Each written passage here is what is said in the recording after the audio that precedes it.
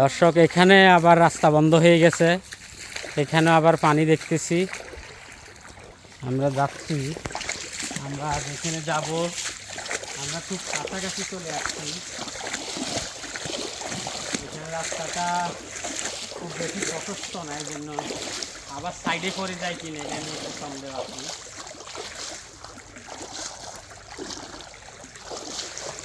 এখনো প্রায় 7-8 ফিট পানির নিচে এখনো মেন রাস্তা। এই পানি সরতে আর অনেক সময় লাগবে।